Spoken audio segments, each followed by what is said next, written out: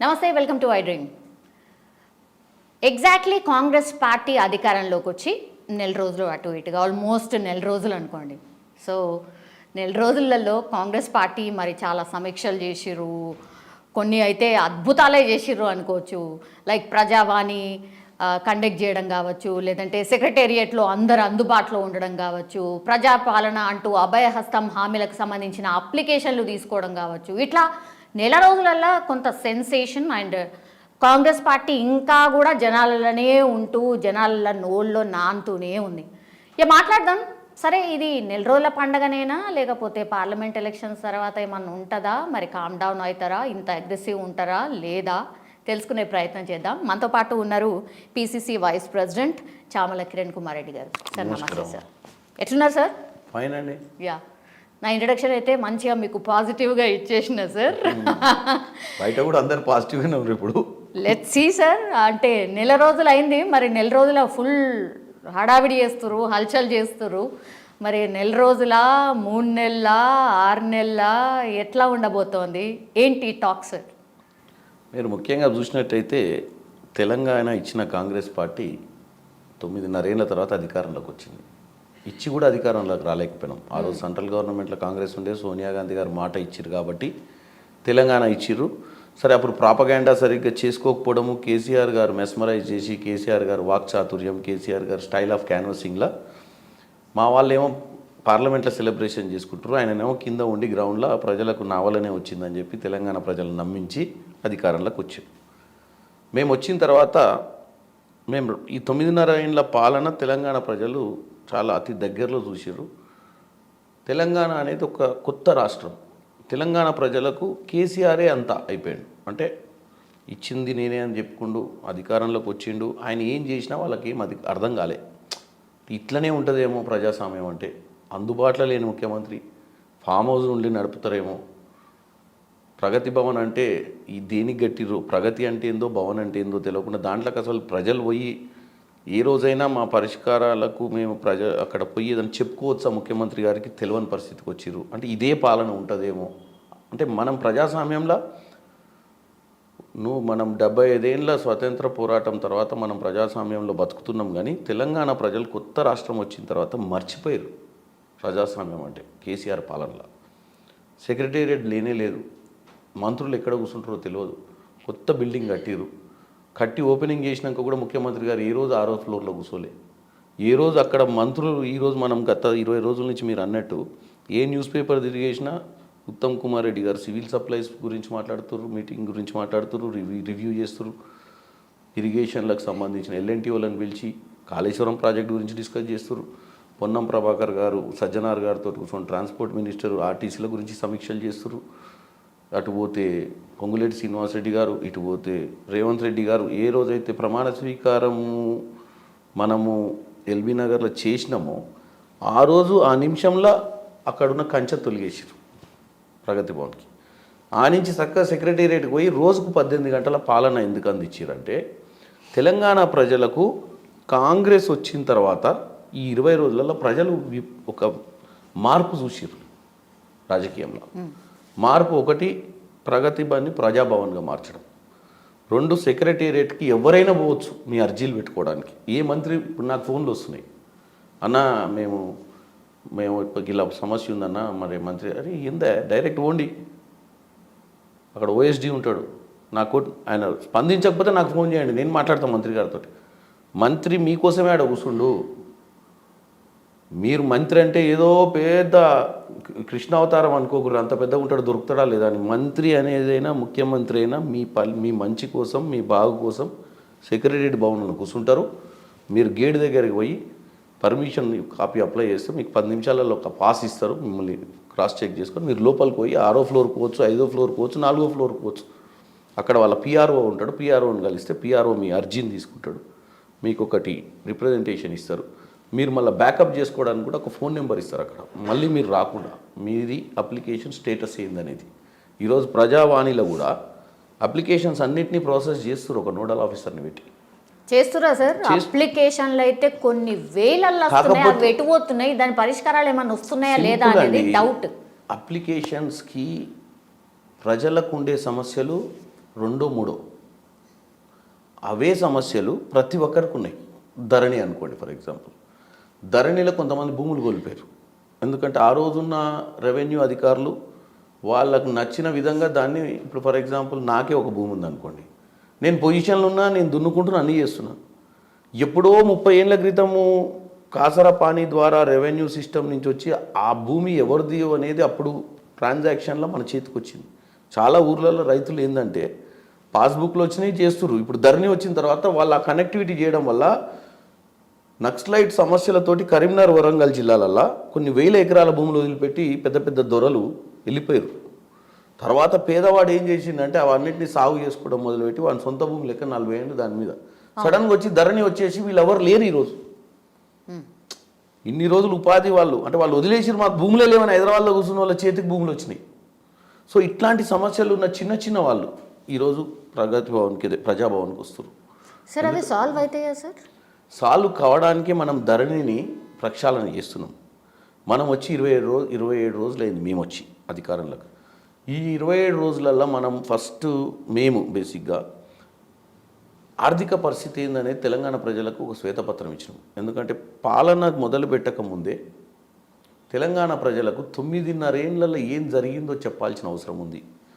గతంలో జీవోలు కూడా ఏ జీవో వచ్చినా పారదర్శకతోటి వెబ్సైట్లో పెట్టాలి. అవును, పెట్టలేదు వాళ్ళు. ఎందుకంటే వాళ్ళు చేసే జీవోలు ఏది ప్రజలకు తెలియద్దని. దాని మీద ఆర్టీఐ అని ఒకటి మేమే తెచ్చినాం, కాంగ్రెస్, రైట్ టు ఇన్ఫర్మేషన్. దాన్ని నిర్వీర్యం చేసేసారు. ఆర్టీఐ అప్లికేషన్ పెడితే కూడా మీకు ఇన్ఫర్మేషన్ ఇవ్వమని చెప్పడం, ఓపెన్గా చెప్పడం మొదలుపెట్టారు. ప్రజలకు ఇక్కడ 7 లక్షల కోట్లు అంటే 72,000 కోట్ల అప్పుతోటి మనం పంచుకున్నప్పుడు తెలంగాణకు వస్తే మిగులు రాష్ట్రం రెవెన్యూ ఉండి 72,000 కోట్లతోటి మనం రాష్ట్రాన్ని మొదలుపెట్టినాం అప్పుతోటి మనకు పంచినప్పుడు. ఇవాళ 6,72,000 వాళ్ళు శ్వేతపత్రాలు ఇచ్చారు. కానీ నిన్న మన పెరుగుకుంట పోతుంది అది, అన్ని శాఖలు బయటకు వస్తాయి, సివిల్ సప్లైస్ అన్నీ చూస్తే 7.5 లక్షలు పైచిలుకుంది ఇప్పుడు. ఓకే, మరి అప్పు వాళ్ళు ఏమంటారు, మీరు శ్వేతపత్రం ఎందుకు తెస్తారు, మీరు చెప్పిన 6 గ్యారెంటీలు చేయమని 3వ రోజు అడుగుతారు వాళ్ళు మమ్మల్ని. 3 రోజులకే వాళ్ళు 9.5 ఏళ్ళు పరిపాలించారు. 2014 మేనిఫెస్టో ఫుల్ఫిల్ చేయలేదు, 2018 మేనిఫెస్టో ఫుల్ఫిల్ చేయలేదు. అడగనికి అసెంబ్లీని నిర్వీర్యం చేశారు. అసెంబ్లీలో అపోజిషన్ లీడర్లు ఉండకుండా, అపోజిషన్ స్టేటస్ లేకుండా 12 మంది ఎమ్మెల్యేలను తీసుకుపోయారు. సార్ మీరు లంకె బిందెలు ఉన్నాయని వస్తే ఆడ ఏమీ లేదు అన్నారు. లంకె బిందెలు అంటే మీరు ఎక్స్పెక్ట్ చేసింది ఎంత అమౌంట్? మీరు గవర్నమెంట్ ఫామ్ చేసిన తర్వాత ఫస్ట్ ఖజానాలో ఎంత అమౌంట్ ఉంది అంటే ఎంత ఉండే సార్? అందరు ప్రజలకు తెలియాలి కదా, మరి ఇది ఎంత ఉండే అసలు? చూడండి అమ్మా, లంకె బిందెలు కాదు కదా. ఇప్పుడు రాష్ట్ర ఖజానా పరిస్థితి ఎట్లుందంటే, మీకు ఇల్లు నడుపుతారు, మీరు లోన్స్ ఉంటాయి, మన అకౌంట్లో పైసలు జీతం పడంగానే ఎటు పోతాయి ఆ పైసలు? లోనుడు తీసుకోవచ్చు. మన పరిస్థితి ఒక సగటు కుటుంబంలో మన మన జీతం ఎంత వస్తుంది, మనం ఎంత పెట్టి ఇల్లు కొన్నాం, ఎంత పెట్టి కారు కొన్నాం, మన జీతం వచ్చిన తర్వాత ఈ 2 ఈఎంఐలు కిస్తీలు ఎంత అవుతాయి, మన పిల్లల చదువులేంది, లెక్కపత్రంతో సంసారం చేసుకుంటాం. వీళ్ళు ఎటువంటి సంసారం చేసిరంటే రాష్ట్రమే ఒక కుటుంబం అనుకుందాము, ముఖ్యమంత్రి ఇంటికి పెద్ద అనుకుందాము, మనం అందరం పిల్లలు అనుకుందాం.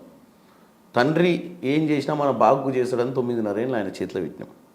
తండ్రి ఎటువంటి వ్యసనాలకు అలవాటేండో మనకు తెలియదు, ఏం చేసిండో తెలియదు. ఈరోజు మనకు అధికారం వచ్చినాక మేము ఎస్పెషల్లీ మా ముఖ్యమంత్రి, మా మంత్రులు ఏ శాఖల సివిల్ సప్లైస్ తీసుకోండి, బియ్యం,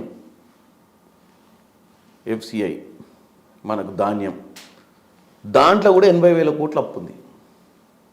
ఎందుకంటే రైస్ మిల్లర్లు మొత్తం లోడింగ్ చేసి అక్కడ పెట్టుకొని రైస్ మిల్లర్లకు డబ్బులు కట్టినాము. రైస్ మిల్లర్ల దగ్గర ఎంత బియ్యం ఉందంటే ఈరోజు నిల్వలు, వాటన్నిటికీ ఆల్రెడీ చెల్లించినాం. కానీ బియ్యం నిల్వలు అట్లనే ఉన్నాయి. ఆర్థికంగా మనం పైసలు పే చేసి వాటన్నిటిని ఒక మూలకు పెట్టినాం బియ్యాన్ని. అట్లా నేను ఒక ఎగ్జాంపుల్ చెప్తున్నా. అంటే మనము కాళేశ్వరం ప్రాజెక్టుకు 1,50,000 కోట్లు పెట్టి కడితే 30,000 కోట్లు మన ఆర్థికంగా మేము వేసిన అంచనాలు. దానికి లిఫ్ట్లని అవ్వని పెట్టి 32 లక్షల ఎకరాలు నీరు పారుతుంది, బ్రహ్మాండంగా ఒడ్లు పండిస్తాం. పాపం ప్రజలు ఏమనుకుంటారు, మీకు ఎకనామిక్స్ తెలియదు ప్రజలకు, అవును, ఇన్ఫ్లేషన్ తెలియదు, లాజిస్టిక్స్ తెలియదు, సంబంధం లేదు సార్. మీరు ఏం ప్రామిస్ చేశారు, మాకు ఏం చేస్తా అన్నారు, గవ్వే మాకు కావాలి. అయితే ఏమైందంటే కేసీఆర్ గారు ఒకటి చెప్పింది, తెలంగాణ ప్రజలు సస్యశ్యామలం చేసి కాళేశ్వరం ప్రాజెక్టు లాంటి ప్రాజెక్టు కట్టి ప్రతి ఎకరాకు నీరు పారిస్తా, ఇక ఊరేసుకోరు అన్నాడు. ఊరేయడం మొదలుపెట్టారు మనోళ్ళు. ఒడ్లు అమ్మే పరిస్థితులు లేవు. ఎందుకంటే మనోళ్ళు ఏమనుకోరు, ఊరేస్తే ప్రపంచానికే తెలంగాణ నుంచి ఒడ్లు పోతాయి, బియ్యం పోతాయి అన్నాడు. ఊర్లో రైతు ఏమనుకోడు, మన సార్ అమెరికాలో కూడా మన బియ్యమే తినిపిస్తాడు అనుకోరు. అసలు మనం ప్రపంచ దేశాలకు ఒడ్లు పంపించవచ్చా లేదా అనేది దానికి ఒక నియంత్రణ ఉంటుంది. మరి ఊర్లో తెలియదు కదా, అది ఈయన చెప్పలేగా ముచ్చట.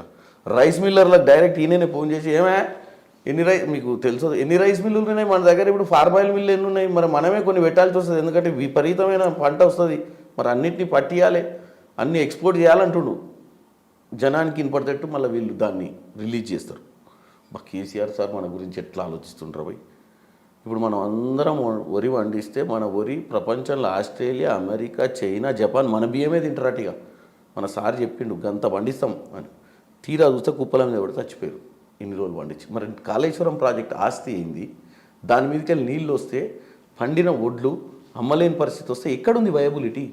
సో ఈ 1,50,000 కోట్లు గుదిబండి అయిపోయింది మన మీద. పోనీ ఆ ప్రాజెక్ట్ అన్న సక్కదనంగా ఉందా అంటే అది కరెక్టు వీళ్ళ కర్మపాడుగాను. అది ఎలక్షన్ల ముందే జనానికి దేవుడు వచ్చి ఈయన గొప్పతనం ఇట్లా కుంగిపిచ్చి చూపించింది.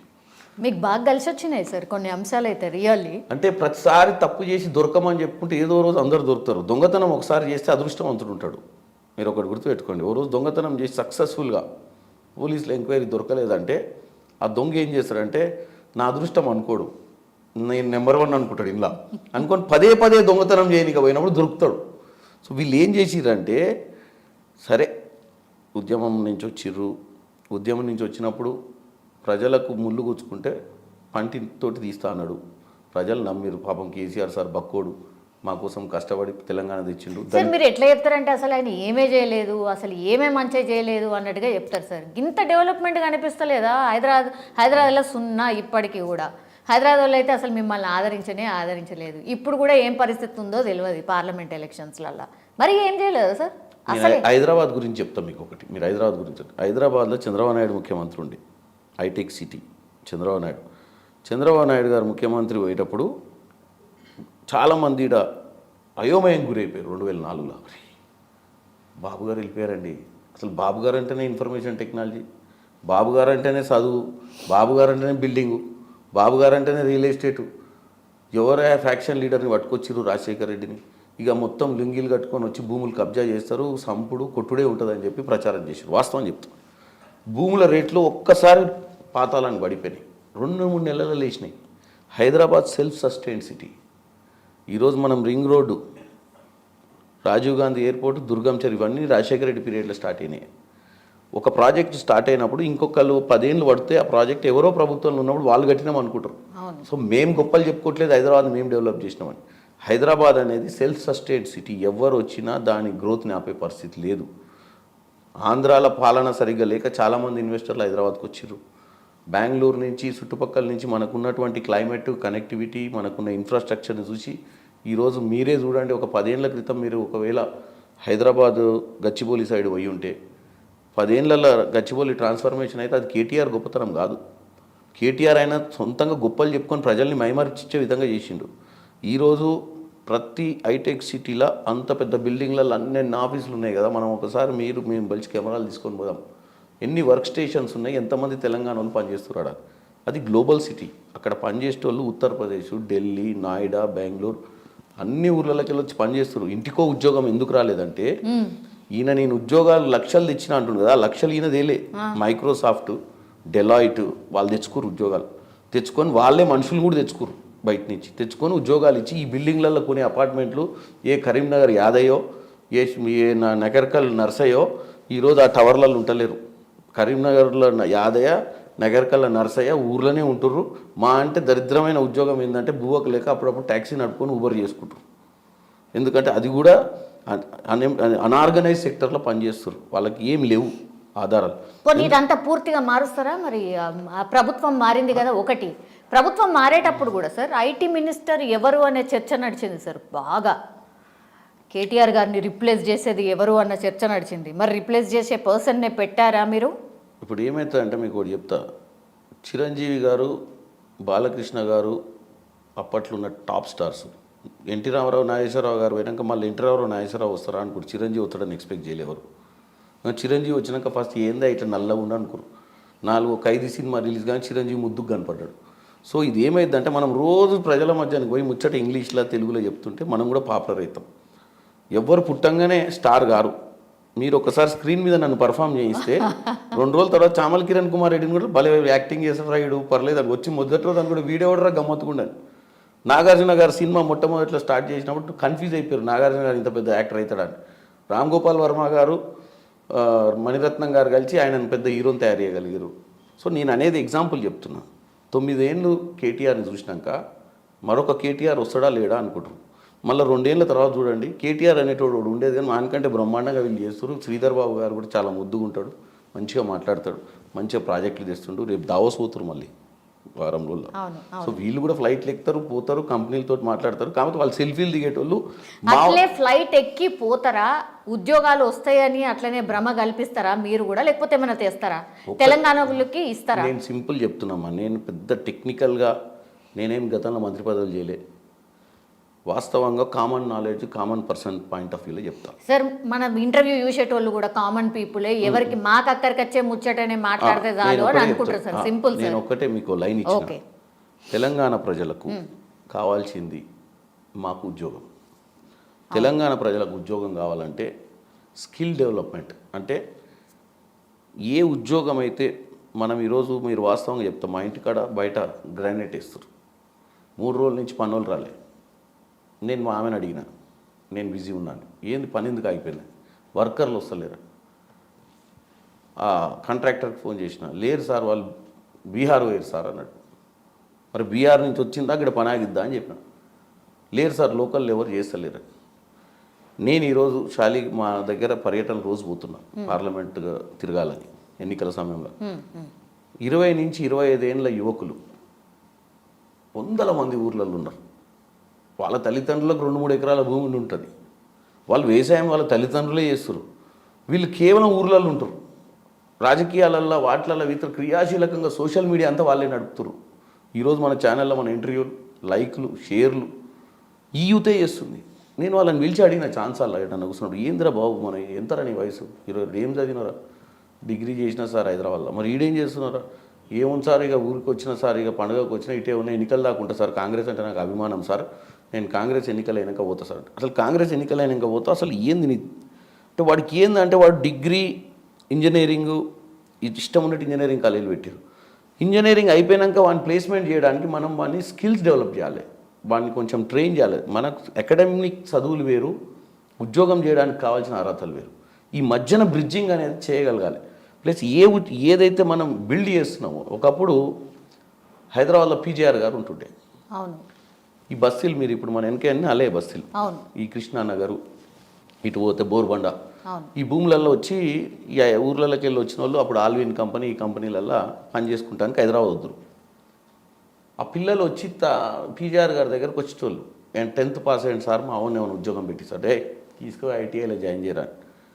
ఏ కార్పెంటర్ వర్కో ఏ మెకానిక్ వర్కో చేసుకుంటే ఏమంటే ఉద్యోగం దొరికేది. అంటే ఆ రోజులలో ఉన్నటువంటి, ఈరోజు అంటే ఐటీ వచ్చింది, ఆ రోజులల్లో 10th పాస్ అయ్యాడు మావాడు ఏం చేస్తే బాగుంటుంది అంటే ఐటీఐ చేస్తే ఇండస్ట్రియల్ ట్రైనింగ్లో వాడికి ఒక 6 నెలల సంవత్సరంలో ఏదో ట్రైనింగ్ అవుతుంది, వాడికి ఒక ఉద్యోగం వస్తుంది, ఆ ఉద్యోగంలో వాడు స్థిరపడేటోడు. అట్లనే అది సింపుల్ మనం కామన్ మ్యాన్ లాంగ్వేజ్లో. సేమ్ అట్లనే పిల్లలకు ఏ పని చేస్తే ఎక్కడ వ్యాక్యూమ్ ఉంటుంది, ఎన్ల ప్లేస్ అవుతారు అనే దాని మీద ఒక అవగాహన తీసుకురావాలండి. పెద్ద సబ్జెక్ట్ కాదు. ఈ బ్యూరోక్రాట్స్ ఐఏఎస్ ఆఫీసర్లు రాజకీయ నాయకుల కంటే చదువు రాదు, ఎందుకంటే రాజకీయాలకు అర్హత పెట్టలే. రాజకీయ నాయకుడు కింద పనిచేసే బ్యూరోక్రాట్ అనేట ఆయన రాజకీయ నాయకుడిని కూడా దిశ దశ చూపించాలి. ఈయన ఆలోచనను ఆయన ఇంప్లిమెంట్ చేయాలి. ఇంప్లిమెంట్ చేసి ఎట్లా ఇంప్లిమెంట్ చేస్తే ఇది సక్సెస్ఫుల్గా తెలంగాణలోనే కాదు ఎక్కడైనా సార్ ప్రాక్టికల్గా అసలు ఎవరైనా వింటారా సార్, నేనే మినిస్టర్ నాకేం చెప్తున్నావు అన్నట్టే ఉంటుంది కదా. ఉంటారు, మన అందరికీ తెలిసిందే. నేను మంచి పరిపాలన అందియాలని రేవంత్ రెడ్డి గారు అనుకుంటున్నాను. ఎందుకు అనుకుంటే చెప్తా. రేవంత్ రెడ్డి గారు వయసు 54 ఏళ్ళు.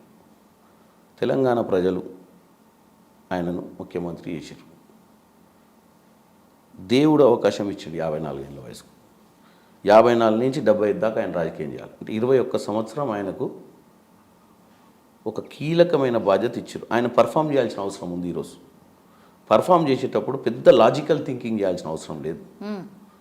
కామన్ మ్యాన్కి ఏం అవసరము, ఎట్లా ప్రతి ఇంటికి ఆదాయ వనరులు సమకూర్చాలి, ఏ విధంగా వీళ్ళకు ఆదాయం సృష్టించగలుగుతాము, ఎట్లా రాష్ట్రము ఈరోజు 9-7.5 లక్షల అప్పైన రాష్ట్రంలో ఆదాయం ఎట్లా పెంచుతాం మనము. టోటల్ ఇన్వెస్ట్మెంట్ అగ్రికల్చర్ ప్రాజెక్ట్స్ మీద పెట్టిరనుకోండి, రిటర్న్స్ ఎక్కడి నుంచి వస్తాయి. వడ్లే అమ్ముకోలేని పరిస్థితి ఉంటే రిటర్న్స్ ఎట్లా వస్తాయి. మీరు ఒక కాన్సెప్ట్ చెప్తా మీకు. అందరూ వరేసారు మన దగ్గర. మీరు అటు ఆంధ్ర పోండి, కమర్షియల్ క్రాప్స్ ఉండే. ఒకప్పుడు మన దగ్గర కూడా మొక్కజొన్న, పసుపు, చాలా రకరకాల క్రాప్స్ ఎద్దురు. కానీ హార్డ్ వర్క్ అది. హార్డ్ వర్క్ అంటే 24/7 దాన్ని కాపాడుకోవాలి పంటను. వరి ఏంటంటే ఒకసారి దున్నడం, మోటార్ వేయడం, ఒకసారి గింజలు తల్లితే నెల రోజులు ఆ బాయికాడ గడ్డ మీద కూర్చుంటారు వీళ్ళు. మళ్ళీ కటింగ్ చేస్తానికి మిషన్లు వచ్చినాయి, తీసుకొని కుప్ప పోసి అమ్ముకోవడానికి అలవాటు పడ్డారు తెలంగాణ రైతులు. దీన్ని అలవాటు చేసింది ప్రభుత్వాలు. ప్రభుత్వం డిమాండ్ అండ్ సప్లై చూసుకుంటేనే రైతులను కూడా ఏ క్రాప్ వేస్తే ఏం బాగుంటుందని చెప్పడం పెద్ద సబ్జెక్ట్ కాదు. ఇది వెనకటి నుంచి మనకు అన్ని విభాగాలు ఉన్నాయి. దీంట్లో హార్టికల్చర్ ఉంది, అన్నీ ఉన్నాయి. ఎందుకు చేస్తలేము మరి? ఇప్పుడు మన ఊరే ఉండదు, మీరు ఊర్లో పోయినా మా ఊర్లో పోయినా అందరూ ఏంటంటే మొత్తం ఊరేస్తారు. End of the day sir మారుస్తా అన్న థాట్ బాగుంది సార్. ఎంతమంది రైతులు మారుతారు అని అనుకుంటున్నారు మీరు? ఎందుకంటే రైతు బంధు, రైతు భరోసాను ఇచ్చిన తర్వాత కొంచెం కూల్గా ఉంది, అంటే బాగానే ఉంది కదా, అది వస్తుంది ప్లస్ ఇది అని. అప్పటికి స్టిల్ రైతులు పాపం అన్ని కష్టాలు పడితే కానీ పంట రాదు, మీకు తెలిసిందే. సో వీళ్ళని ఎట్లా మోటివేట్ చేయబోతారు? It's a big subject sir. మీకు ఒకటి చెప్తామా, 7.5 లక్షల కోట్లు అప్పయిందంటే కేసీఆర్ ఏం తినలే. మొత్తం సోషల్ వెల్ఫేర్ స్కీమ్స్లా చాలా ఇన్వెస్ట్మెంట్ పెట్టిండు. అంటే మిస్యూజ్ అయిన పైసలు ఒక ఎత్తు అయితే, ప్రజలకు ఏ రోజు కూడా ఇబ్బంది కలగకుండా అన్నీ వేయడానికి ప్రయత్నం చేసి సరైన రెవెన్యూ లేకుండా ఆర్టిఫిషియల్ రెవెన్యూ మీద మనల్ని బతికించాడు. నేను ఇందాక చెప్పిన తండ్రి పిల్లలకు నా జీతం 30,000 వస్తుంది బిడ్డ, నాకు బండి కొని అంటే నేను కొనియలేనురా నాయన అని చెప్పాలి. కొడుకుని ఎందుకు కష్టపెట్టాలి, వాడు బండి అడిగిన కానీ బండి కొనిచ్చిండు. తీరా ఏమైంది, మొత్తం ఆర్థిక పరిస్థితి, ఇల్లు వాకిలు అన్నీ బండి గిండి అన్నీ పీక్కునే కాడికి వచ్చింది. ఇప్పుడు ఇన్ని రోజులు ఏమనుకుర్రు, అబ్బా మా నాయన ఏం చేస్తుండో తెలియదు కానీ ఏది అడిగినా కొనిస్తుండో అనుకుర్రు. కానీ మా నాయన మొత్తం అప్పులు చేసిండని అర్థం చేసుకోలేదు. నేను అనేది ఏంటంటే, ఒకరోజు బిర్యానీ తిని ఇంకో రోజు పస్తులు వండుకునే పరిస్థితికి తెచ్చిండు. ఈరోజు తెలంగాణలో నేను చెప్పేది ఏంటంటే, మేము కూడా 6 గ్యారెంటీలు ఇచ్చినాం ప్రభుత్వంలో రానికి. ఎగ్జాక్ట్లీ ఇదే పాయింట్ మీద నేనే అడుగుదాం అనుకుంటున్నా సార్. మరి మీరు కూడా హామీలు ఇచ్చారు కదా. అయితే 420 హామీలు అట సార్. అవి 420 హామీలు అని చెప్పి వీళ్ళు, నేను దాని గురించి మళ్ళీ వస్తాం మీ దగ్గరికి. హామీలు మేము కూడా ఇచ్చే వచ్చినాం అధికారంలోకి. కాకపోతే మాకు ఈ హామీలను నెరవేర్చడం అనేది ప్రైమరీ. ఇన్ఫ్రాస్ట్రక్చర్ని అన్యూజువల్ అవసరం లేని ఇన్ఫ్రాస్ట్రక్చర్ మీద 1,000 కోట్లు తలిగేసారు వీళ్ళు. కాళేశ్వరం లాంటి ఇన్ఫ్రాస్ట్రక్చర్ మీద. మీరు సెక్రటేరియట్ భవనం కూలగొట్టేటప్పటికి సెక్రటేరియట్ భవనానికి ఇంకా 25 ఏళ్ళ లైఫ్ ఉండే. ఎందుకంటే దాన్ని మధ్య డీ బ్లాక్ ఇవన్నీ కొత్త గట్టి. అప్పటికప్పుడు సెక్రటేరియట్ కూడా కొట్టాల్సిన అవసరం లేకుండే మన ఆర్థిక వనరులను బట్టి. నేను అనేది ఏంటంటే, misuse of money and social welfare 2-3 అంశాలు ఉంటాయండి ఇందులో. సోషల్ వెల్ఫేర్ అనేది ప్రపంచవ్యాప్తంగా ఏ కంట్రీకి పోయినా సోషల్ సెక్యూరిటీ అంటారు దాన్ని. మీరు అమెరికా పోతే ఉద్యోగం చేయడానికి $2,000 $1,500 ఇస్తారు. ఆస్ట్రేలియా పోతిస్తారు, ఇంగ్లాండ్ పోతిస్తారు. ఈ సోషల్ వెల్ఫేర్. ఎందుకంటే వాడు ఉద్యోగం అప్లై చేస్తే వాడికి రాదు కాబట్టి ట్యాక్సేషన్ అమౌంట్లోకి వెళ్ళి అందరి బతికియాలన్న ఆలోచనతో. ప్రపంచంలో అమెరికాలో సోషల్ వెల్ఫేర్ ఉంటుంది, ఇండియాలో సోషల్ వెల్ఫేర్ ఉంటుంది. ఇండియాలో ఒకప్పుడు లేకుండే. ఇండియాలో అసలు పని చేయకపోతే ఫుడ్ దొరకకపోయేది, 3 పూటల భోజనం దొరకకపోయేది ఒకప్పుడు. కాంగ్రెస్ పార్టీ వచ్చి 100 రోజులు గ్యారంటీ, ఒక మనిషికి 100 రోజులు పని కల్పించాలి అన్న ఒక పథకాన్ని తీసుకొచ్చి ఫస్ట్ ఎంపవర్మెంట్ చేసింది భారతదేశాన్ని. అంటే ఎవరైనా ఆ కార్డు తీసుకుంటే 100 రోజులు పనికి పోవచ్చు. సో అది ఫస్ట్ సోషల్ వెల్ఫేర్ మన. తర్వాత దాన్ని మనోళ్ళు మళ్ళీ ఎలక్షన్ బెనిఫిట్స్ కోసం దాన్ని ఇంకా ఎంపవర్ చేసుకుంటూ తీసుకొచ్చారు. డెఫినెట్గా ఈరోజు పవర్లోకి వచ్చి మా 6 గ్యారంటీస్ని నెరవేర్చకపోతే మమ్మల్ని కూడా అధికారంలోకి వెళ్ళి తోసేస్తారు. కరెక్ట్. ఉన్న దాంట్లో మేము ఈరోజు ఎందుకు 24 గంటలు పనిచేయాల్సి వచ్చింది సెక్రటేరియట్లో కూర్చోనంటే, తెలంగాణ ప్రజలకు శ్వేతపత్రం ఎందుకు ఇవ్వాల్సి వచ్చిందంటే, మేము ఎక్కడి నుంచి మొదలు పెడుతున్నాం, మేము ఈరోజు వచ్చినాం, ఇక్కడున్నాం, మన రాష్ట్ర పరిస్థితి ఇది. మేము మళ్ళీ 2 ఏళ్ల తర్వాత మేము వచ్చిన తర్వాత ఏమేమి రిఫార్మ్స్ తీసుకొచ్చినాం, మేము ఇచ్చిన గ్యారెంటీని ఎట్లా ఫుల్ఫిల్ చేసినాం, ఎక్కడ దాకా రీచ్ అయ్యాం. సో మా ప్రోగ్రెస్ రిపోర్ట్ మేము ప్రజల ముందు పెట్టాలనే వీళ్ళ శ్వేతపత్రం తీసుకొచ్చినాం. వాళ్ళు ఉలిక్కి పడిపోయి ఇదే శ్వేతపత్రం, దొంగ పత్రం ఏందా ఇది, మేము శ్వేతపత్రం తీసుకొస్తా ఉన్నారు, ఆస్తులన్నీ చూపిస్తారు. ఎక్కడున్నాయి ఆస్తులు అని అడిగితే అన్ని కూలిపోయే ఆస్తులు కుంగిపోయే ఆస్తులు ఉన్నాయి వీళ్ళు అవకతవకలు. వీళ్ళు మనకి ఏది అవసరం అండి? సెక్రటేరియట్ అవసరమా, ఉస్మానియా హాస్పిటల్ అవసరమా? ఉస్మానియా హాస్పిటల్ అవసరం. ఉస్మానియా హాస్పిటల్లో పండుకుంటే పైనుంచి నీళ్లు పడుతున్నాయి పేషెంట్ల మీద. నిజాం నవాబు కట్టిన ఉస్మానియా దాన్ని ప్రక్షాళన చేస్తే నిజంగానే బ్రహ్మాండమైన స్టార్ ఫెసిలిటీస్ తోటి గవర్నమెంట్ హాస్పిటల్ చేస్తే ప్రజలు అభినందించటం. సెక్రటేరియట్ కడితివి, ఇప్పుడు మాకు తప్పదు కూర్చోనికి, ఆయన కట్టిడు కాబట్టి దాన్ని పోనీ ఆయననన్నా ఒక రోజు కూర్చోకపోయా, ఒకరోజు ఎప్పుడైనా వచ్చిపోయిండే వాళ్ళకు ఎందుకు కట్టినట్టు. సో నేను అనేది మిస్యూజ్ ఆఫ్ మనీ. జేబులో డబ్బులు నా కాడ 100 రూపాయలు అనుకోండి, నేను వారం రోజులు ఈ 100 రూపాయలతోటి బతకాలంటే నేను వేసుకోవాలి. ఈరోజు పొద్దున బ్రేక్ఫాస్ట్ చేయడం అవసరమా? లంచ్ పోనీ ఏదైనా బండి దగ్గర 8 రూపాయల లంచ్ చేస్తే కూడా కడుపు నిండుద్ది. 100 రూపాయల లంచ్ చేస్తే నిండుద్ది, 500 రూపాయలు చట్నీస్లో చేసినా కానీ నిండుద్ది. సో ఒక స్కెచ్ చేసుకోవాలి కదా మనము. అది చేసుకోలేదు కేసీఆర్ గారు.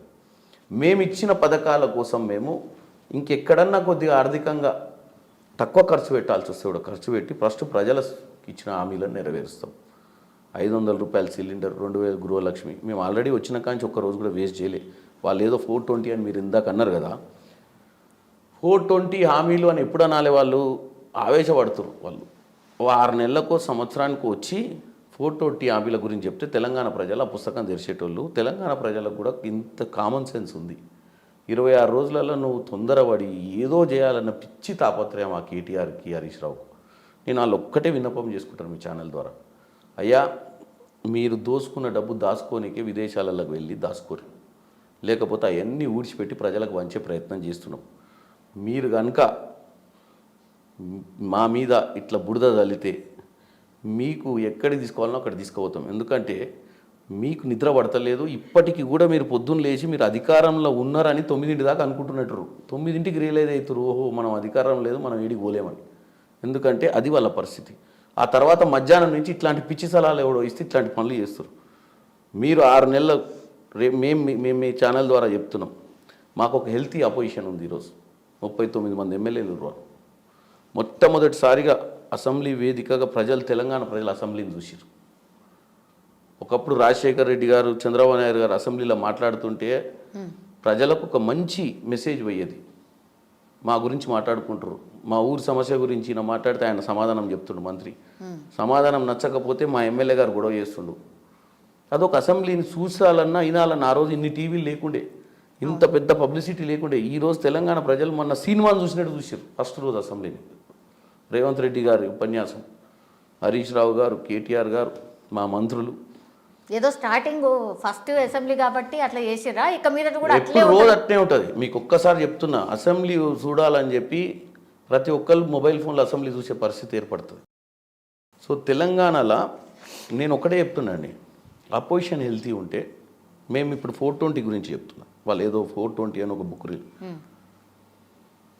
మీరు మన అసెంబ్లీలో కూడా వాళ్లకు 39 మంది ఎమ్మెల్యేలు ఉన్నారు. మేము ఏం చేసినా వాళ్ళు రేపు పొద్దున మమ్మల్ని తప్పిదాలు ఉంటే చూపించాల్సిన అవసరం ఉంది తెలంగాణ ప్రజలకు. యాక్సెప్ట్ చేస్తారా? 100%. మేము ఒక్క ఎమ్మెల్యేని కూడా పౌచింగ్ చేయం వాళ్ళ మాదిరిగా.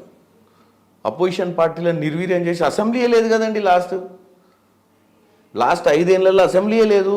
ఎందుకంటే 12 మంది ఎమ్మెల్యేలను తీసుకుపోయారు. ఎంఐఎం వాళ్ళ గోటికి చెందిందే. ఎంఐఎం వాళ్ళు కొట్టుకోరు, ప్రజల గురించి మాట్లాడుకోరు. అసలు ఎంఐఎం అనేది భారతదేశంలో ఉందో లేదో కూడా తెలియదు. వాళ్ళ 7 నియోజకవర్గాలు దోస్తాని కోసం ట్రై చేసినట్టున్నారు కదా సార్. ఎవరు దోస్తాన కోసం ట్రై చేయాల్సిన వాళ్ళు ఇక్కడ అధికారం ఉంటే అక్కడ వచ్చి తలదాసుకుంటారు. ఎందుకంటే వాళ్ళు చేసే తప్పిదాలు ఎక్కడ బయటపడొద్దని. వాళ్ళ ఫస్ట్ అజెండా ఏంటంటే, మీరు ఒకసారి ఓల్డ్ సిటీకి పోతే అక్కడ దౌర్భాగ్యమైన పరిస్థితి ఉంటుంది. అక్కడ మీరు ఒకసారి బస్తీలలో నడుచుకుంటా కనుక లోపలికి కనుక పోతే కన్నీళ్ళు వస్తాయి మీకు. వాళ్ళకు సూర్యుని చూడనీయకుండా బతికిస్తారు ఎంఐఎం. ఇంకే పార్టీలు రాకుండా అందరితోటి సత్సంబంధాలు మెయింటైన్ చేసుకుంటా, ప్రభుత్వాలతోటి మంచి రిలేషన్స్ మెయింటైన్ చేసి రెవెన్యూ వ్యవస్థలను రూపం రాకుండా వాళ్ళ బతుకులల్లో మార్పు రావద్దనే విధంగా వాళ్ళు మాకే ఓట్లేయాలి, మా కిందనే బతకాలి, మేమే ముస్లింల డెవలప్మెంట్ మేమే చేస్తామన్న పిచ్చి నమ్మకంతో వాళ్ళని బతికిస్తారు ఎంఐఎం పార్టీ. వాస్తవంగా ఒక మంచి లీడర్, ఈరోజు బీజేపీ కూడా అక్కడ డెంట్ కొడుతుంది. ఒక మంచి లీడర్ బస్తీలలో పోయి కరెక్ట్ ప్రచారం చేస్తే వాళ్ళందరూ బయటకు వస్తారు. కానీ వీళ్ళు ఎప్పుడు అంతకుముందు ఉన్న ఎంబీటీ లాంటి పార్టీలను కూడా బతకనీలే ప్రభుత్వాలతో చేరి. గతంలో మైనారిటీస్ అందరూ మీతోనే కదా సార్ ఉన్నారు, ఎందుకని స్ప్లిట్ అయిపోయినరు? మైనారిటీస్ అనేటాళ్లకు బేసిక్గా కాంగ్రెస్ పార్టీలో లీడర్షిప్ క్రైసిస్ ఏర్పడ్డది. కొంచెం మల్టిపుల్ లీడర్స్ని బిల్డప్ చేయలేకపోయినాం ఆర్గనైజేషన్ పరంగా. తెలంగాణ వచ్చిన తర్వాత మీరు ఒకసారి చూస్తే లీడర్షిప్ క్రైసిస్ ఎందుకు వచ్చింది తెలంగాణ కాంగ్రెస్లో అంటే, ఉమ్మడి రాష్ట్రం ఉన్నప్పుడు పెద్ద పెద్ద లీడర్లంతా ఆంధ్ర పరిపాలన నుంచి వచ్చిన వాళ్ళే. రాజశేఖర్ రెడ్డి గారు కానీ, నేదురుమల్లి జనార్దన్ రెడ్డి గారు కానీ, ఒక పివి నరసింహారావు గారు ఉంటుండే తెలంగాణ. మీరు కోట్ల విజయభాస్కర్ రెడ్డి గారు కానీ, కిరణ్ కుమార్ రెడ్డి గారు కానీ, రోషయ్య గారు కానీ. సో ఈ మల్టీ లీడర్షిప్స్ అన్నీ అక్కడి నుంచి ఉండడం వల్ల మా దగ్గర పెద్ద మీరు చూసినట్టయితే కేసీఆర్ ఎందుకు సక్సెస్ కాగలిగిండు, రేవంత్ రెడ్డి గారు ఎందుకు క్లిక్ కాగలిగిండు అంటే, కేసీఆర్ గారు తెలంగాణ వచ్చిన తర్వాత అంత తెలివికల్ల లీడరు, అంత ఓకలు, అంత ప్రజలతోటి మాట్లాడి ప్రజలను అర్థం చేసుకునే విధంగా మాట్లాడగలిగే లీడర్ కేసీఆర్ ఒక్కడే ఉండే. మాకు అప్పుడు పొన్నాల లక్ష్మయ్య గారు ఉండే పిసిసి ప్రెసిడెంట్. ఆయన ప్రచారంలో ఫెయిల్ అయ్యిండు. 2018లో ఉత్తమ్ కుమార్ రెడ్డి గారు ట్రై చేసిన కేసీఆర్ గారి మాయమాటల ముందు ఆయన కూడా తట్టుకోలేకపోయిండు. కానీ అంతకంటే అప్గ్రేడెడ్ వర్షన్ సాఫ్ట్వేర్ వచ్చింది రేవంత్ రెడ్డి. అంటే అప్గ్రేడెడ్ వర్షన్ అంటే విండోస్ 93, విండోస్ 95 కాదు, ఇప్పుడు ఐఫోన్ 15 ప్రో మ్యాక్స్ వచ్చింది. సో రేవంత్ రెడ్డి గారిని అట్లా పోల్చుకుంటున్నారు, రైట్? Is a latest. అంటే ప్రజలకు దూరగలుగుతాడు, మైండ్లకు ప్రజలలో ఆలోచింపజేస్తాడు. ఇదే కేసీఆర్ని కూడా రెచ్చగొట్టి కేసీఆర్ని సెల్ఫ్ అవుట్ చేసిండు. బాల్ వేయకముందే రేవంత్ రెడ్డి గారు బౌలింగ్ వేయకముందే కేసీఆర్ గారు బ్యాట్ తోటి వికెట్లను కొట్టిండు. బాల్ వచ్చింది అనుకోని దాన్ని సెల్ఫ్ అవుట్ అంటారు. అంటే ఓవర్ కాన్ఫిడెన్స్ తోటి రేవంత్ రెడ్డి గారి స్ట్రాటజీలా కేసీఆర్ పడి, కేసీఆర్ కింద పడ్డాడంటే నాకు ఎందుకో డౌట్ వస్తుంది. కేసీఆర్ రియలైజ్ కాలేకపోయాడు ఓటమిని. రేవంత్ రెడ్డిని ఎప్పుడు కూడా సీరియస్ తీసుకోలే కేసీఆర్. నా ముందు రేవంత్ రెడ్డి నా తెలివితేటలకు, నాకున్న వ్యూహాలకు బచ్చగాడు అనుకుండు. కానీ ఎప్పుడైతే రేవంత్ రెడ్డి స్కెచ్ చేసి ఆయన గోతిలో ఆయన పడేటట్టు చేసిండో, ఆ గోతిలో పడ్డదాన్ని రియలైజ్ కాలేక మళ్ళీ అసెంబ్లీలో వచ్చి రేవంత్ రెడ్డి గారు ముందు కూర్చోనికి ఒప్పుకోక ఆయన హాస్పిటలైజ్ అయిపోయి మంచిగా రెస్ట్ తీసుకొని ఈరోజు రాడనుకుంటున్నాను అసెంబ్లీకి, పార్లమెంట్ ఎన్నికలకు పోతాడు అనుకుంటున్నాను. అవునా? ఈ 3 నెలలు ఎట్లా ఆపరేషన్ అయింది కదా, ఎన్నికలు వచ్చిందాకా. ఎన్నికలన్నీలో ఢిల్లీ వెళ్ళిపోయాడు అనుకో, రేవంత్ రెడ్డిని ఎప్పుడు చూడలేడు కదా అసెంబ్లీగా. ఆయన ఎప్పటికీ నేను బతికినంత కాలము చైనా అధ్యక్షుని మాదిరిగా, రష్యా అధ్యక్షుని మాదిరిగా పర్మనెంట్గా ఉంటా అనుకున్న వ్యక్తి. తెలంగాణకు నేను తెలంగాణ లాస్ట్కు నా శ్వాస తెలంగాణ సెక్రటేరియట్లనే, నా శ్వాస తెలంగాణ అసెంబ్లీనే విడుస్తా అనుకున్నటువంటి వ్యక్తికి తొందరలో విముక్తి చెందేతోటి, బతుకుండగానే విముక్తి చేతోటి ఆ అసెంబ్లీకే వదలుచుకోవాలి, ఆ సెక్రటేరియట్కే వదలుచుకోడిగా. కానీ మీ కోరిక అది కాదు కదా సార్, ఆయన అసెంబ్లీ రావాలని కోరుకుంటున్నారు. 100% ఆయనే ప్రతిపక్ష లీడరు. అరే మేము ఆయన ఉండాలి పెద్ద మనిషి లెక్క అని మేము అనుకుంటున్నాం. ఆయనకున్న తెలివితేటలకు ఆయన ప్రతిపక్షంలో ఉంటే తెలంగాణ ప్రజలకు సరైన దిశానిర్దేశం చేస్తాడు, మమ్మల్ని కూడా తప్పుదోవ పడకుండా చూస్తాడని మా ఆలోచన. మరి ఆయన వేరే సెల్ఫ్ ఈగో తీసుకుంటాడు దాన్ని. ఆయన ఏంటంటే పవర్ని వదిలిపెట్టడం ఆయనకి ఇంట్రెస్ట్ లేదు. అది కూడా ఏంటంటే చాలామంది ఏమనుకున్నారంటే 64 వచ్చినా వీళ్ళు బతకరన్నారు. మీరు వాస్తవం చెప్తున్నారు. 64 వచ్చినా చూడు సాయంత్రం కల్లా వీళ్ళను ఒక 20-30 మందిని వేసుకపోతాడని. ఎందుకంటే మనోడు అందులో దిట్ట కదా. కానీ కేసీఆర్ రియలైజ్ అయ్యింది, నేను చేసిన పెద్ద పొరపాటు. నా కాడ 80 మంది ఎమ్మెల్యేలు ఉన్నాక కూడా 12 మందిని తీసుకోవడమే నా గుంత నేను దోవుకున్నాను. 60 మందికి మీరు ప్రభుత్వం ఫామ్ చేస్తారు, 80 వచ్చినాక కూడా ఉన్న 12 మందిని కూడా తీసుకుపోయాడు కదా కాంగ్రెస్ నుంచి. అవసరం ఏముండే? ప్రజాస్వామ్యము, ఒక పెద్ద మనిషి ప్రజాస్వామ్యాన్ని బతికియాలి. అపోజిషన్ పార్టీ ఇదే మేము కాంగ్రెస్ పార్టీ వాళ్ళు అట్లా ఆలోచించుంటే 2 బీజేపీ 2 ఎంపీలు ఉంటుండే ఏడా పార్లమెంట్లో. ఇవాళ 280 మంది ఉర్రు. అంటే మేము ఎప్పుడు ప్రజాస్వామ్యాన్ని కూలి చేయాలనుకోలే. ఇప్పుడు మీ వైపు బాగా మంది చూస్తున్నారట కదా సార్, మరి వాళ్ళు టచ్లోకి వచ్చిరట, మేము వాళ్ళను చాలా మంది ఉన్నారు, వాళ్ళ మీద కేసెస్ వేసి భయపెట్టిస్తున్నారట, మీ వైపు లాక్కునే ప్రయత్నం ఏమో చేస్తున్నారట, నిజమేనా సార్ అది? ఒకటి మీకు చెప్తామా, మాకు 64 ఉన్నాయి. మా 64 మాకు 64 భోజనాలే ఉన్నాయి మా దగ్గర, 64 ప్లేట్ మీల్సే ఉన్నాయి. ఇంకొక 6-7 తెస్తే ఇంట్లో కొంతమంది భోజనం తినకుండా అవుతారు. సో మా వాళ్ళని మేము తృప్తిగా భోజనం చేసేటట్టు సంపూర్ణంగా ఉండేటట్టు చేసుకుంటాం తప్ప ఎక్కువ మందిని తెచ్చుకొని పెరుగును మజ్జిగ చేసుకోదలుచుకోలేము మేము. మా వాళ్ళకు మంచిగా వాళ్ళందరికీ మంత్రి పదవులు అన్నికి ఇచ్చారు, రేపు కార్పొరేషన్ చైర్మన్లు ఇస్తారు, ఒక సుపరిపాలన చేస్తాము. మా వాళ్ళ దాంట్లో కూడా ఇన్ఫెక్షన్ లేకుండా మీరు చూసినట్టయితే రేవంత్ రెడ్డి గారి గురించి ఒక చర్చ ఉంటుండే, ఒంటెద్దు పోకడం, సీనియర్లను పట్టించుకోడు, సీనియర్లకు మర్యాద ఇవ్వడు. 27 రోజు ఏ సీనియర్ హెలికాప్టర్ తీసుకొని, ప్రభుత్వం హెలికాప్టర్, ప్రతి మంత్రి ఆయన సొంతంగా పడితే ఆయన హెలికాప్టర్ తీసుకొని పోయి పర్యవేక్షణ. సార్ ఇందులో కూడా ఏమైనా స్కెచ్ ఉందా సార్? చాలా మంది ఇది కూడా మాట్లాడుకున్నారు. ఏమని? రేవంత్ రెడ్డి గారు ఆఫర్ ఇచ్చిర్రట, మీకు హెలికాప్టర్ పెడతా మీరు తిరుగుండ్రి, నేను పిసిసి అధ్యక్షుని కాబట్టి నేను తిరుగుతా, కానీ వాళ్ళ నియోజకవర్గాలనే పరిమితమై మేం గెలిస్తే చాలరా బాబు, తర్వాత సంగతి తర్వాత అన్నట్టుగా సిట్యుయేషన్ క్రియేట్ చేసేసి ఆయనకిచ్చి ఆయన్నే సీఎం అన్నట్టుగా ఎక్స్పోజ్ చేసుకున్నారు. అలా సక్సెస్ అయినరు. ఇది కూడా వన్ ఆఫ్ ది స్కెచ్ అంటారు. నిజమా కాదా మీరు చెప్పాలి. ఇంకోటి సార్, రేవంత్ రెడ్డి గారి మీద ఇంకో ఎలిగేషన్ ఉంది, అసలు ఎవరికి టచ్లోకే రారు, ఫోన్ లిఫ్ట్ చేయరు, అందుబాటులోనే ఉండరు అని. ఇప్పుడు అదే సిచ్యువేషన్ ఉందా సార్, లేదంటే ఫోన్? నేను రెండింటికి ఆన్సర్ చెప్తాను. రేవంత్ రెడ్డి గారు కొడంగల్ ఓడిపోయింది కదా 18లో. అవును. మీరే రేవంత్ రెడ్డి గారు అనుకోండి, మీరు కొడంగల్నే ఓడిపోయారు పోయినసారి. అవును. కొడంగల్ కాకుండా కామారెడ్డిలో కూడా నిలబడ్డావు, ఏది కేసీఆర్ మీద. మళ్ళీ హెలికాప్టర్ తీసుకొని నేనే 4 నియోజకవర్గాలు నా పార్లమెంట్లో తీసుకుపోయినా. హెలికాప్టర్ వాతావరణం బాగాలేదు రెడ్డి, నేను రాలేనంటే నడవదన్న. 4 నియోజకవర్గాలు ఎంత ఖర్చు పెట్టి మేము ఇంత జన సమీకరణ చేస్తాం, నువ్వు బై రోడ్ అన్న రావాల్సిందే అని చెప్పి 5 గంటలు డిలే అయినా కానీ బై రోడ్ వచ్చి అన్నీ కంప్లీట్ చేసుకొని పోయింది 10 ఆయన నియోజకవర్గం పరిస్థితి ఏందో కూడా ఆలోచించకుండా 65 నియోజకవర్గాలలో ప్రచారం చేసిండంటే ఇది ఒక స్కెచ్ కాదు, పట్టుదల. ఎవరు ఆపలే. ప్రచార కమిటీ చైర్మన్ ఆపలేదు మేము, సిఎల్పి గారిని ఎవరైనా తిరగొచ్చు, కానీ అందరూ ఏంటంటే వాళ్ళ కాన్స్టిట్యున్సీల పరిస్థితులు ఎట్లుంటాయి కానీ అందరూ పని చేసుకుండొచ్చు. రేవంత్ రెడ్డి గారి నమ్మకం ఏంటంటే నేను కొడంగల్లో గెలుస్తా, కామారెడ్డిలో కూడా గెలుస్తా అని దిగిండు. మీరు కేసీఆర్ తోటి ఇంత స్ట్రాంగ్ లీడర్, ఇన్ని కోట్ల రూపాయలు సంపాదించిన కేసీఆర్ వ్యవస్థతోటి అధిష్టానం నిలబడతా, రేవంత్ కేసీఆర్ మీద నిలబడతా అని చెప్పిండంటేనే ఆ రోజే ఆయన ప్రూవ్ చేసుకుని ఆయన లీడర్గా. అదొకటి. 2, మీరు రెండో ప్రశ్న ఏమడిగిర్రు, అసలు ఫోన్లో అందుబాటులోనే ఉండరు, ఫోన్లో అందుబాటులోకి రారు. రేవంత్ రెడ్డి గారికి ఒక భయం ఉండేది ఫోన్. ఇప్పుడు మీరు మాట్లాడాలనుకోండి రేవంత్ రెడ్డి గారితో, నాతోటి మీరు మాట్లాడితే మీతోటి మాట్లాడతాడు ఆయన నా ఫోన్లోకి వెళ్ళి, అన్న ఇట్లా మేడం మాట్లాడుతా అంటే ఓకే రెడ్డి చెప్పమ్మా ఏం చేద్దాం. నా ఫోన్కి చేస్తే అవతల వాళ్ళు ఏదో ఒక రికార్డింగ్ చేస్తారు, ఏదో విధంగా నన్ను రెచ్చగొట్టి నేను తిట్టనన్న తిడతా, లేదా నాతోటి ఏదైనా తప్పు మాట్లాడించి కరెక్ట్ లైన్లు 2 కట్ చేస్తారు. రేవంత్ రెడ్డి గారు ఏదో చెప్తాడు, మీరు అమెరికాలో రేవంత్ రెడ్డి గారు 3 గంటల కరెంటు గురించి మాట్లాడి, అక్కడ 3 గంటల కరెంటు గురించి మాట్లాడలే. 3 ఎకరాల రైతులు 85% రాష్ట్రంలో, 3 ఎకరాల రైతుకు 24 గంటల కరెంట్ ఇస్తున్నా అని గొప్పలు చెప్పుకునే కేసీఆర్ 3 ఎకరాల పంటకు 3 గంటలలో నీళ్లు వారుతాయి అని చెప్పిండు.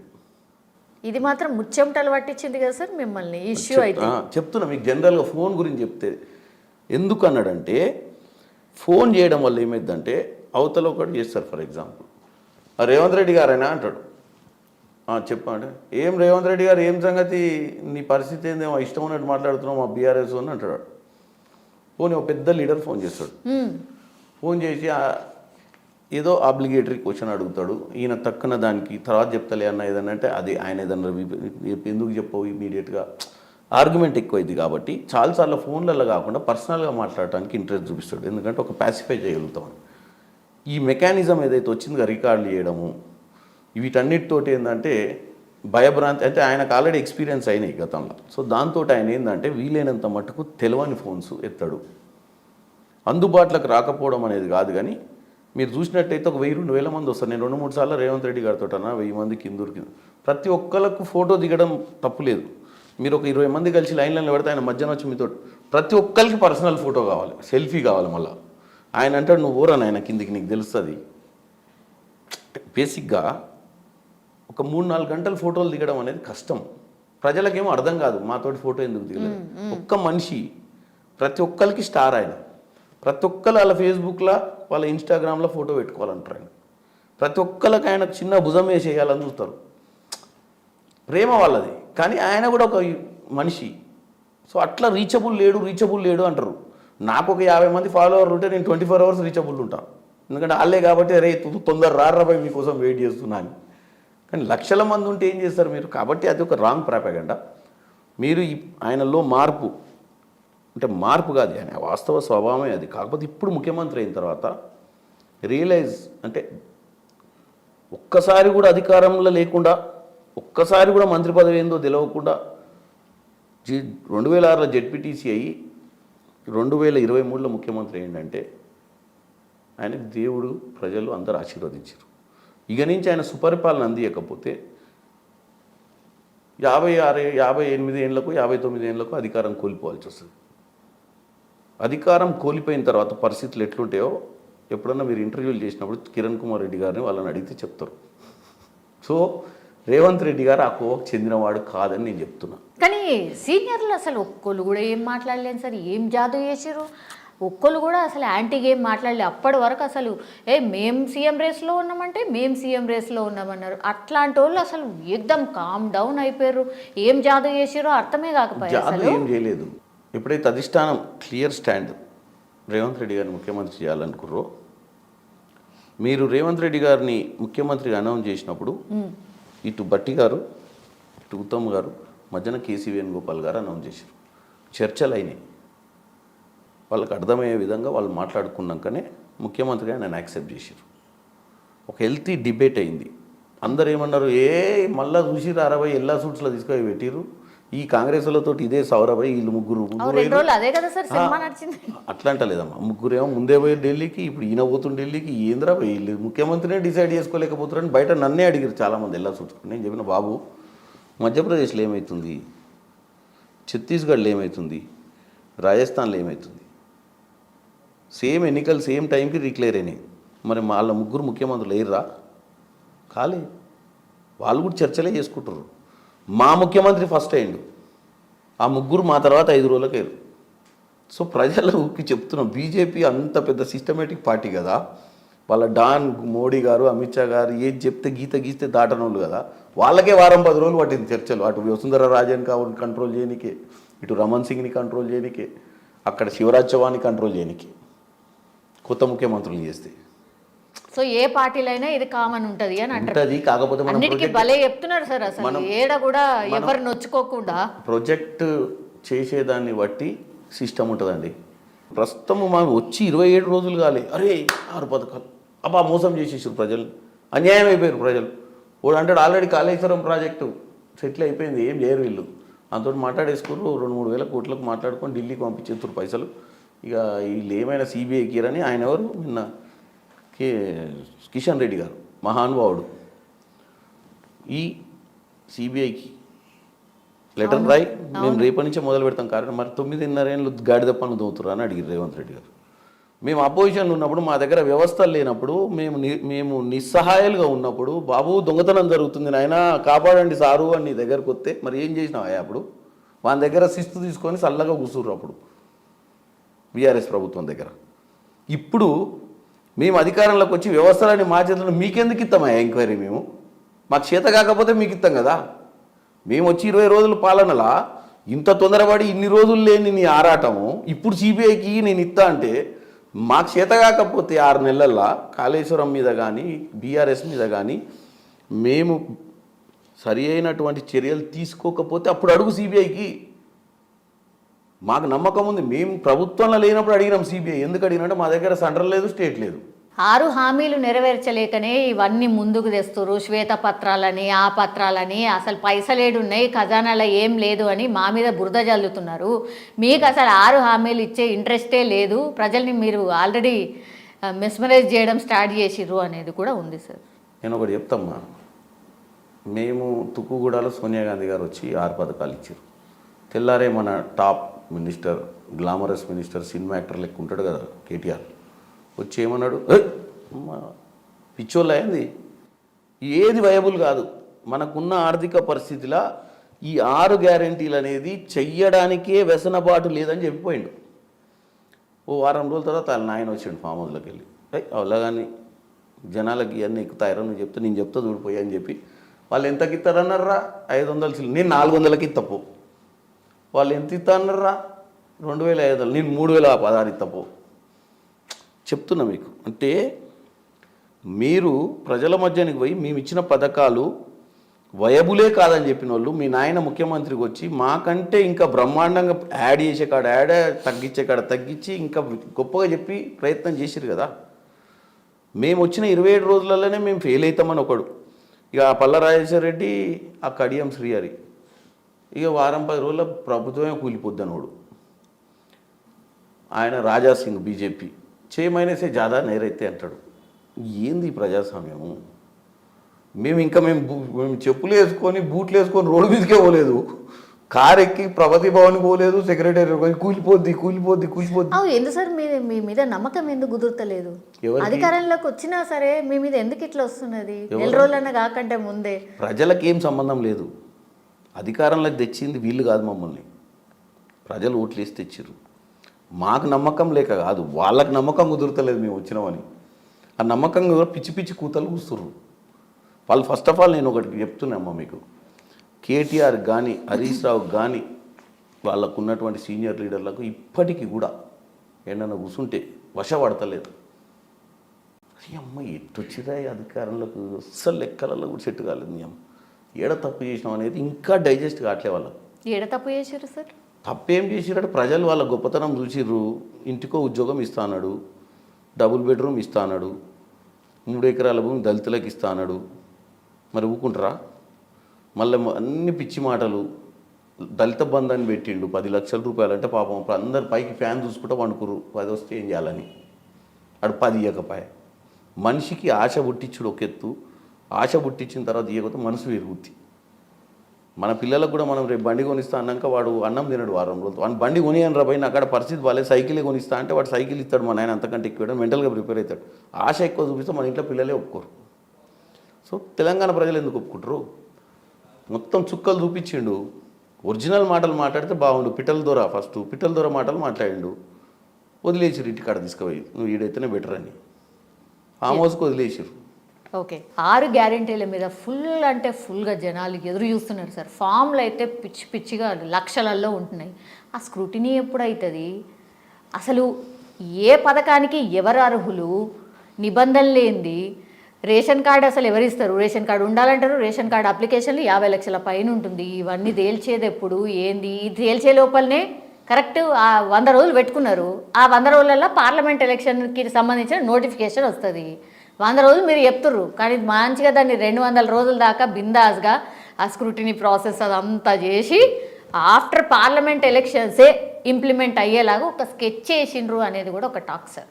చూడమ్మా, ఫస్ట్ మనకున్న పరిస్థితులు మనం ఎవరికి ఇవ్వాలనేది క్లారిటీగా మనం వర్కౌట్ చేయాలి. కొన్ని వందల మంది రేషన్ కార్డులు అనేది గతంలో కాంగ్రెస్ ఉన్నప్పుడు ఇచ్చిన రేషన్ కార్డులే, కానీ కేసీఆర్ వచ్చినాక రేషన్ కార్డులే ఇవ్వలేదు. మేము గ్యారంటీలు ఇచ్చింది ఇంప్లిమెంట్ చేయడానికే. గ్యారంటీలు ఇచ్చిన తర్వాత కింద వ్యవస్థలో తప్పిదాలు జరగొద్దు. నిన్న రేవంత్ రెడ్డి గారు క్లియర్గా చెప్పిండు, మన బూత్లో ఎవరైతే పనిచేసి మనకు ఓట్లు వేయించినో వాళ్ళు వాలంటీర్గా పెట్టి మన పథకాలు అందుతున్నాయా లేదా చూడాల్సిన బాధ్యత కూడా పార్టీ తీసుకోవాలని చెప్పిండు.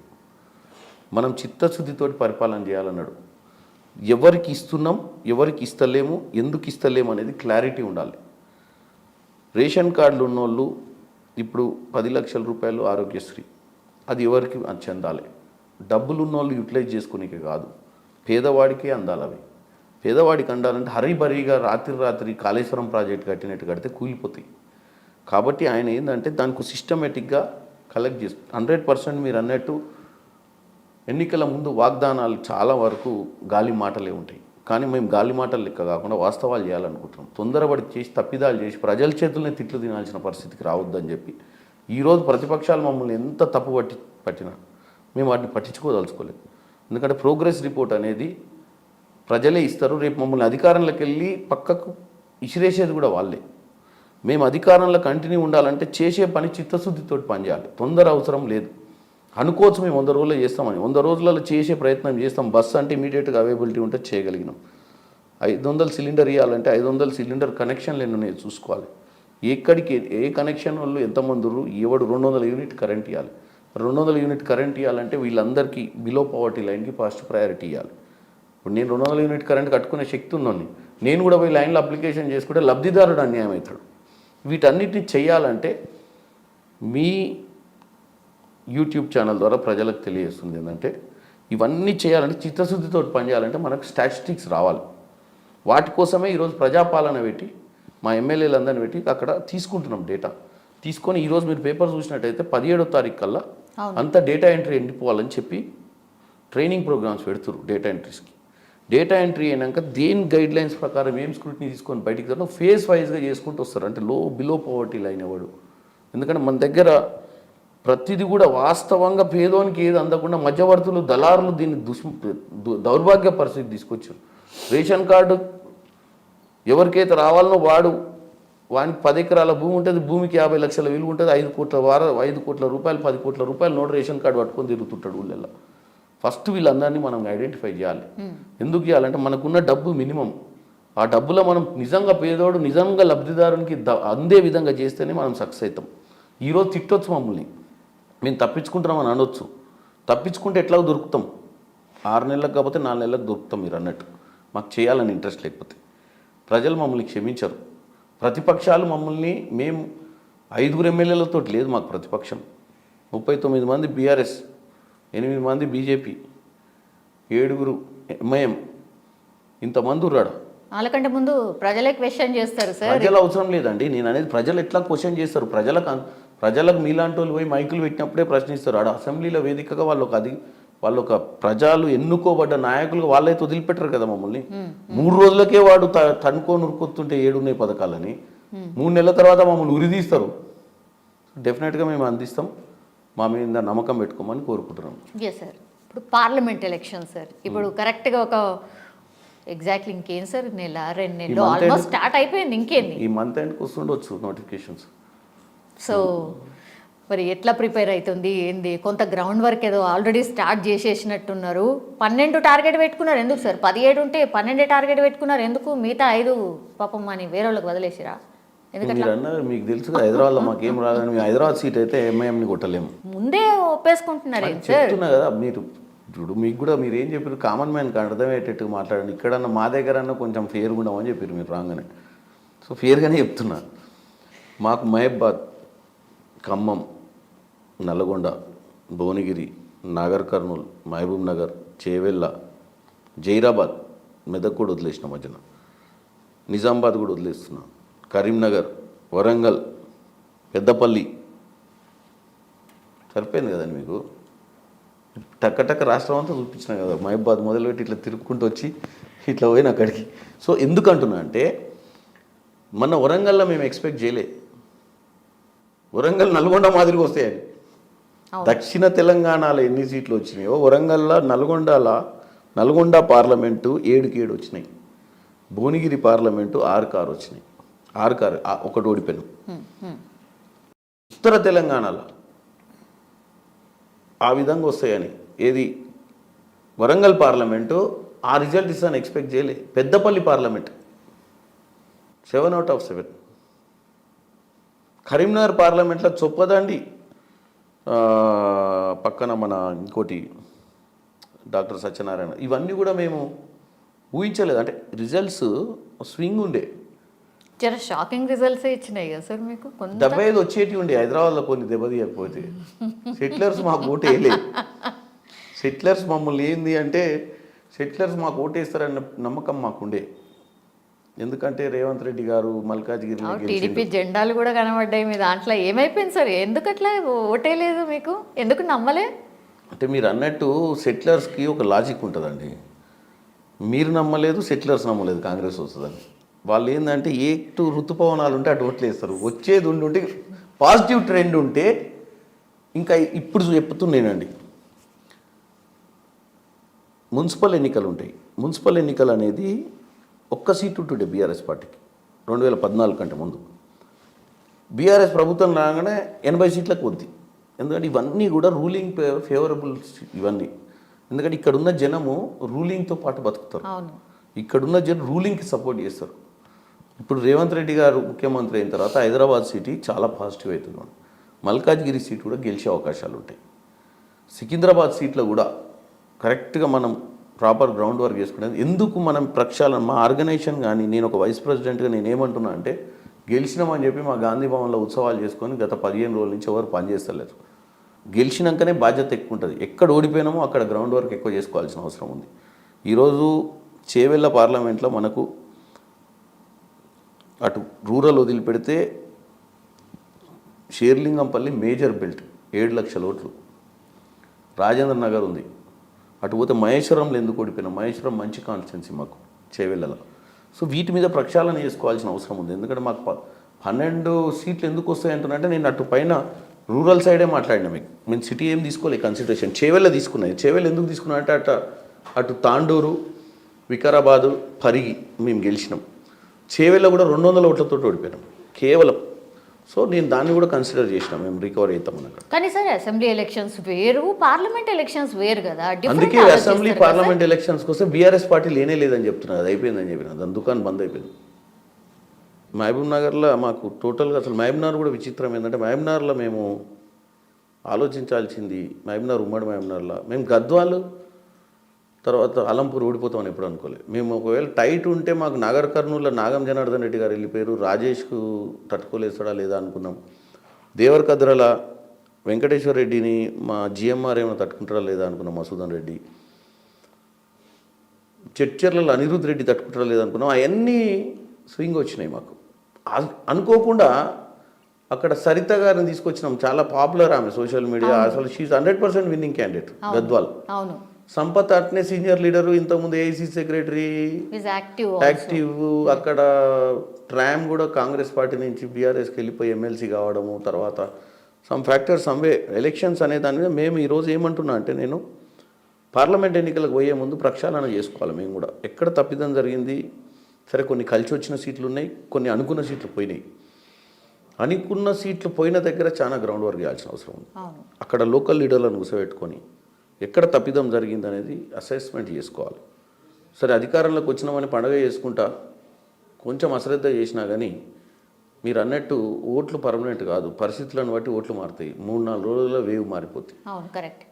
ఇంత మంచి అవకాశం వచ్చింది కాబట్టి డెఫినెట్గా 11 నుంచి 12 ఎందుకు అంత కాన్ఫిడెంట్గా అంటున్నా అంటే, నేను పార్లమెంట్ కంటెస్ట్ చేద్దామన్న ఆలోచనతో ఈ మధ్య ప్రచారం చేస్తుంటే నాకు ఎంతమంది బీఆర్ఎస్ నాయకులు ఫోన్ చేస్తున్నారు అంటే, ఇప్పుడు కూడా ఫోన్ స్విచ్ ఆఫ్ చేసిన గంటకు ఒక 40-50 ఫోన్ కాల్స్ వస్తున్నాయి. రమ్మంటున్నారా sir?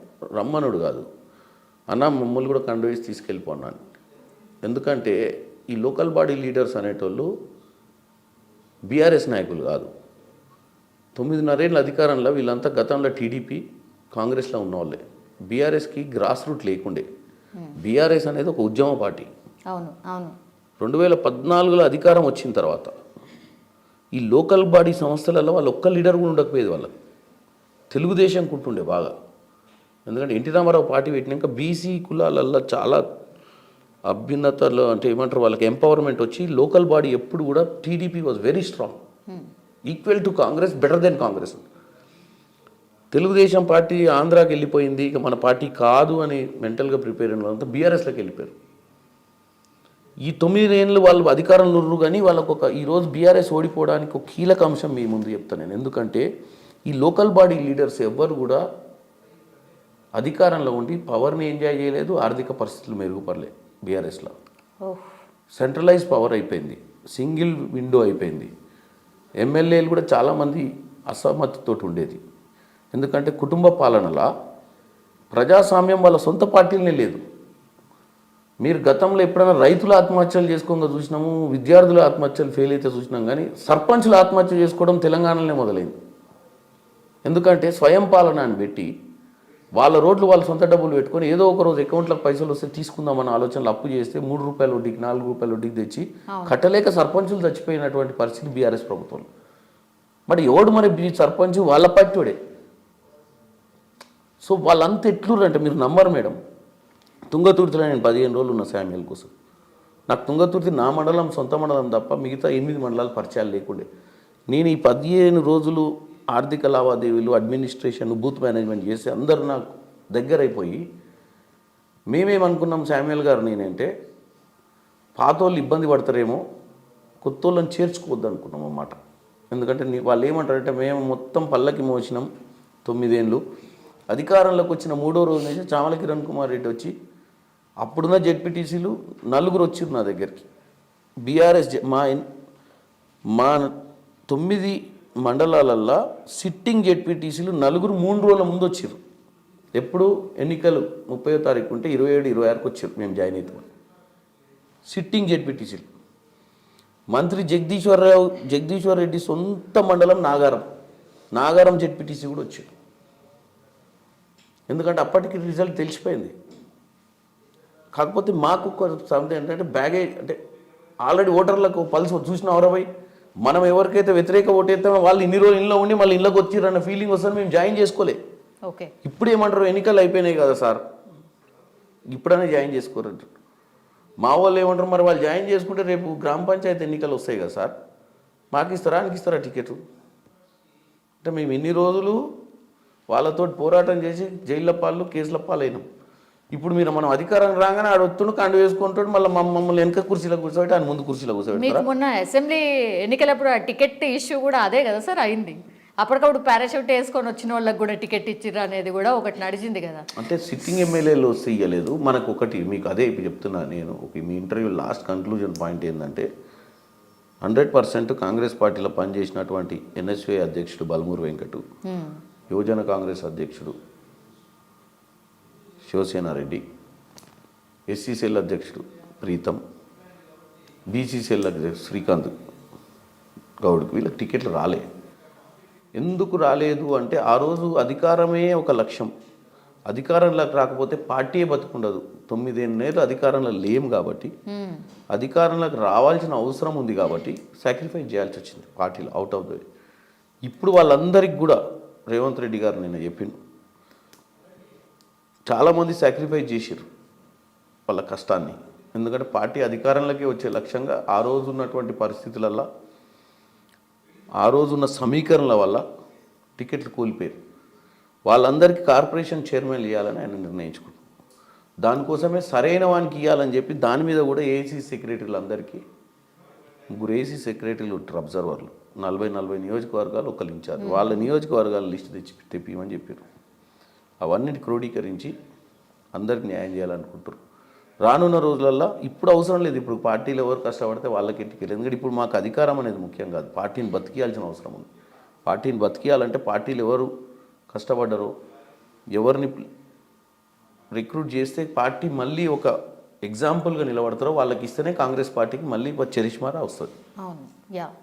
As a Bhuvanagiri MP ఆస్పిరెంట్గా మీరు కూడా ఉన్నారు కదా సార్, సో మీకే టికెట్ కన్ఫర్మ్ అనుకోవచ్చా? ఇక 3.5 లక్షల ఓట్లతో గెలుస్తున్నాం. రిజల్ట్ కూడా డిక్లేర్ చేసేసారా సార్? ఇదే బయటని ఇట్లనే వేసేసుకోవచ్చా? 3.5 lakhs. ఎందుకు చెప్తున్నా అంటే సార్, నగర్కల్ 68,000, తుంగతుర్తి 54,000, ఆలేరు 51,000, భువనగిరి 27,000, ఇబ్రాహీంపట్నం 48,000, మున్గోడు 46,000. ఓడిపోయింది 18,000 తోటి జనగాం. 3 లక్షలు ఉందండి అక్కడ. నేను యంగ్స్టర్, కొద్దిగా ఫ్లేమ్ పాయింట్ కాబట్టి ప్రజలు నన్ను ఎక్కువ ఆదరిస్తారు కాబట్టి నాకు 50,000 ఎక్కువ వస్తాయి అంటున్నా. ఓకే, సో మీకు అసలు ఎవరు లేరా? మస్తు పెద్ద లిస్టే ఉంటుంది కదా సార్. ఇప్పుడేమో అధికార కుటుంబ సభ్యులు, పెద్ద పెద్ద లీడర్ల ఫ్యామిలీసు 100% పార్లమెంట్కి పోతామన్న నమ్మకంతో పార్టీలో ఈ మధ్య లేనోళ్ళు కూడా, అమెరికాలో ఉన్న ఎన్ఆర్ఐలు కూడా వస్తారు విదేశాల నుంచి. వాళ్ళందరినీ తట్టుకుంటారా సార్? మరి నేను ఇప్పుడే మీకు ఆ డైలాగ్ చెప్పిన ఏమని, మొన్న చాలామంది సాక్రిఫైస్ చేసారు పార్టీలో. ఎందుకంటే ఆ రోజు అధికారమే లక్ష్యం కాబట్టి ఇక సాక్రిఫైస్ చేయాల్సిన అవసరం లేదు. అధికారంలోకి వచ్చినా పార్టీని కాపాడాల్సిన అవసరం ఉంది. పార్టీలో పనిచేసే వాళ్ళకి అవకాశాలు ఇవ్వాలి. నేను 9 ఏళ్లలో పోరాటాలు చేసి నన్ను లాఠీ చార్జీలతో కొట్టి హాస్పిటల్లో పడ్డా, ఏది రాజ్భవన్ దగ్గర. సో ఇన్ని చేసి మేము అధికారంలోకి వచ్చిన తర్వాత ఈరోజు అంతా బాగుంది కదా, పచ్చని చేను మొత్తం పండిన తర్వాత కోతకు వచ్చిన తర్వాత కోసుకొని వచ్చేటోళ్ళు మస్తుగా వస్తారు కుప్ప మీద పడి. కుప్ప దాకా తెచ్చింది మేము, ఆ గింజలు కూడా మాకే ఉండాలి. మొన్న కొంతమంది కుప్ప మీద ఎత్తుకోలేకపోయారు, ఎందుకంటే కుప్ప దాకా పోతే తెలియదని కొంతమంది మన సాక్రిఫైస్ చేసారు టికెట్లు రాకుండా కాంగ్రెస్ పార్టీ కష్టపడి కూడా. ఇప్పుడు అవసరం లేదు, ఇప్పుడు ఎవరి కోసం వదిలిపెట్టాల్సిన పని లేదు.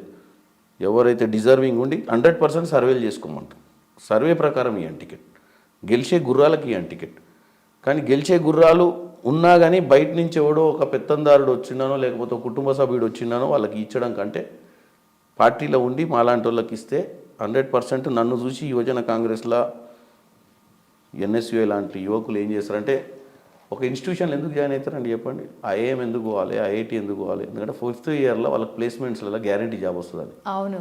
ఎన్ఎస్యుఐ యూత్ కాంగ్రెస్లో పనిచేస్తే కాంగ్రెస్ పార్టీలో ఏదో రోజు ఎమ్మెల్యే అవుతుంటేనే ఈ పార్టీలో ఎవడన్నా వస్తాడు.